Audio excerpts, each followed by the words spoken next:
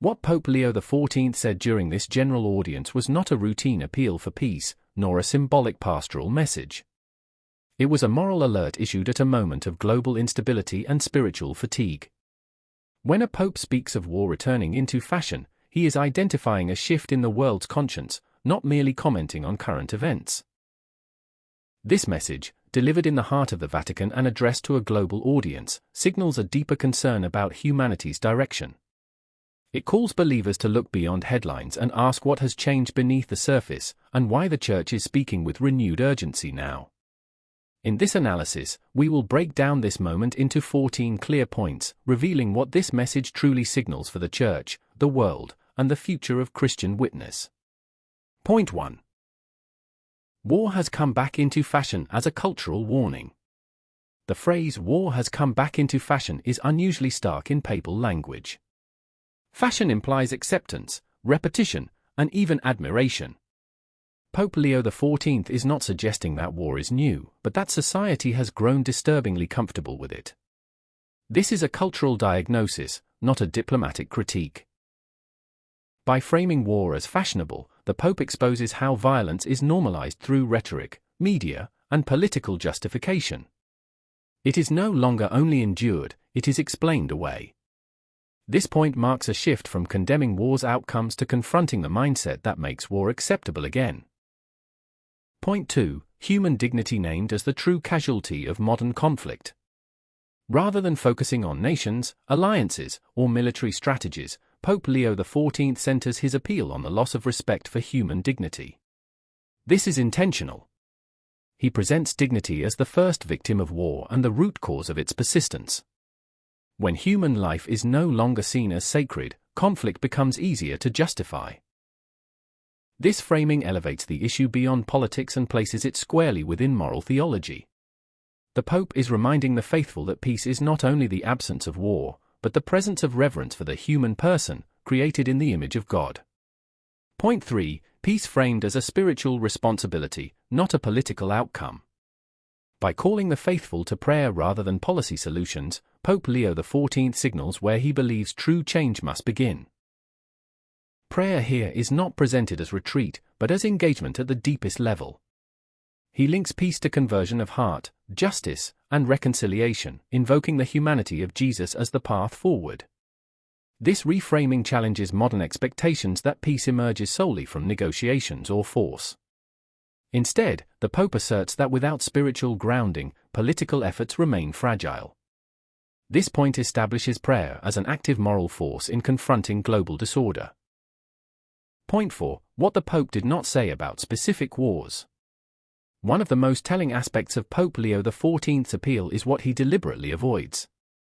He names no country, no battlefield, no political actor. This omission is not neutrality, it is strategy. By refusing to localize the problem, the Pope universalizes responsibility. He shifts attention away from partisan blame and toward a shared moral failure. This silence prevents the message from being dismissed as political alignment and preserves the Church's position as a conscience rather than an interest group.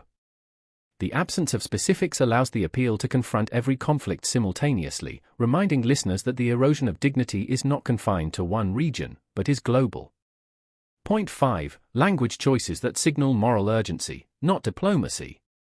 The Pope's language is notably direct, even unsettling. Phrases like loss of respect for the value of human dignity and war has come back into fashion are not typical diplomatic formulations. They are moral indictments.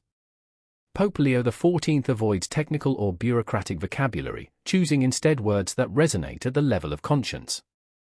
This choice signals urgency rather than negotiation. It suggests that the Vatican is less concerned, in this moment, with mediating power structures and more focused on awakening moral awareness.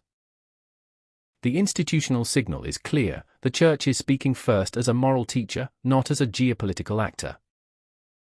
Point 6. Unity emphasized over strategy as the Church's primary response. Another institutional signal lies in the Pope's emphasis on Christian unity rather than coordinated action plans or initiatives. He repeatedly directs attention to prayer during the week of prayer for Christian unity, grounding his appeal in Jesus' own prayer before his passion. This reveals a conviction that fragmentation within Christianity weakens the Church's credibility in calling the world to peace. Pope Leo XIV presents unity not as an optional ideal, but as a necessary condition for effective witness. The message suggests that before the Church can speak convincingly to a divided world, it must confront its own internal divisions. Point 7. Liturgical action as a signal of continuity and intent. The announcement that Pope Leo XIV will preside at Vespers on the solemnity of the conversion of St. Paul is not a routine scheduling note. It is symbolic. St. Paul's conversion represents radical transformation and reconciliation after violence. By linking his peace appeal to this liturgical moment, the Pope embeds current events within sacred history. This signals continuity rather than rupture, reminding the faithful that the Church responds to crisis not by reinventing itself, but by returning to its deepest spiritual sources. The institutional message is that prayer, worship, and conversion remain the Church's most powerful responses to human conflict. Point 8. Continuity with the Church's historic teaching on war and peace. Pope Leo XIV's language fits within a long continuity of Catholic teaching that views war not as inevitable progress, but as moral failure. From Augustine's reflections on just war to modern papal condemnations of total warfare, the Church has consistently treated peace as the normal state of human relations. What is notable here is the Pope's shift in emphasis. Rather than debating the conditions under which war might be justified, he focuses on the cultural acceptance of war itself. This signals a doctrinal posture that sees modern conflict less as tragic necessity and more as evidence of spiritual disorientation, rooted in diminished respect for human life. Point 9. Echoes of previous papal warnings in moments of global crisis. History shows that popes often sharpen their language when the world approaches moral thresholds. Pope Leo XIV's appeal echoes moments when earlier popes spoke with similar clarity amid upheaval.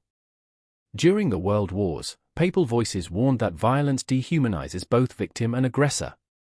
In more recent decades, popes have cautioned against structures of sin that normalize injustice. The current message stands in that lineage. By addressing dignity rather than tactics, Pope Leo XIV aligns himself with predecessors who recognized that the greatest danger is not military defeat, but the loss of moral vision that allows destruction to be rationalized. Point 10. Unity as a doctrinal imperative, not merely ecumenical courtesy. The Pope's emphasis on Christian unity is deeply rooted in doctrine, not sentiment. By citing Ephesians and recalling Christ's prayer before the Passion, Pope Leo XIV frames unity as intrinsic to the Church's identity. Division is not presented as unfortunate, but as damaging to the Church's mission. Doctrinally, unity reflects the nature of the body of Christ itself. In this context, the Pope implies that a fractured Christian witness weakens the proclamation of peace. This point reveals a theological conviction: reconciliation among believers is essential if the Church is to speak credibly about reconciliation among nations. Point 11. Internal Church dynamics and the call to spiritual leadership. Within the Church, this message also functions as an internal call to leadership. Pope Leo XIV is reminding bishops, clergy, and lay leaders that the Church's authority does not rest primarily in influence, but in moral clarity. By returning repeatedly to prayer, unity, and dignity, he resists pressures to mirror secular power structures. This reinforces a vision of the Church as a spiritual guide rather than a political actor. The doctrinal implication is subtle but firm. When the Church remains rooted in its spiritual mission, it retains the credibility needed to confront injustice in the wider world. Point 12. Immediate impact on the faithful and global Christian leadership. The immediate impact of Pope Leo XIV's appeal is a recalibration of conscience among the faithful. By framing peace as a matter of dignity and unity, he places responsibility not only on governments but on believers themselves. For Christian leaders worldwide, this message functions as a directive to refocus preaching, catechesis, and public witness on the sanctity of life and reconciliation. It challenges churches to resist nationalist or ideological capture and to recover their role as moral anchors. The Pope's words are likely to resonate most strongly where war fatigue and moral confusion already exist, awakening a renewed sense of spiritual accountability. Point 13. Short and medium-term consequences for the Church's public voice. In the short term, this appeal strengthens the Church's position as a moral commentator rather than a political negotiator. It signals restraint from alignment while amplifying ethical clarity. Over the medium term, it may shape Vatican messaging, homilies, and diplomatic language toward a stronger emphasis on human dignity and unity as prerequisites for peace. This framing also influences how Catholic institutions engage conflict zones, prioritizing humanitarian presence and spiritual solidarity. Pope Leo XIV is quietly reinforcing a model of influence rooted in conscience formation, suggesting that the Church's credibility in global affairs depends on its consistency in defending life everywhere. Point 14. Signals for what the Vatican is watching next. This message also signals what the Vatican is paying close attention to, the moral language shaping global discourse. Pope Leo XIV is alerting the Church to subtle shifts where violence becomes justified and dignity becomes conditional. The emphasis on prayer, unity, and liturgical action suggests future Vatican initiatives will continue reinforcing spiritual responses to geopolitical tension. Watch for further appeals linked to liturgical seasons, ecumenical gatherings, and humanitarian crises. The Pope is preparing the faithful to interpret world events through a theological lens, rather than reacting solely through political or emotional frameworks. A forward-looking moral call. In closing, Pope Leo XIV's appeal is not merely a response to war, but a warning about the direction of the human heart. By uniting peace, dignity, and Christian unity into a single message, he offers a coherent moral vision for a fractured world. This is a call to prayer that demands transformation, a unity that demands humility, and a peace that begins within conscience. As history continues to unfold, the Church is being asked to stand not as a spectator, but as a witness. What comes next will depend on whether this call is heard, embraced, and lived.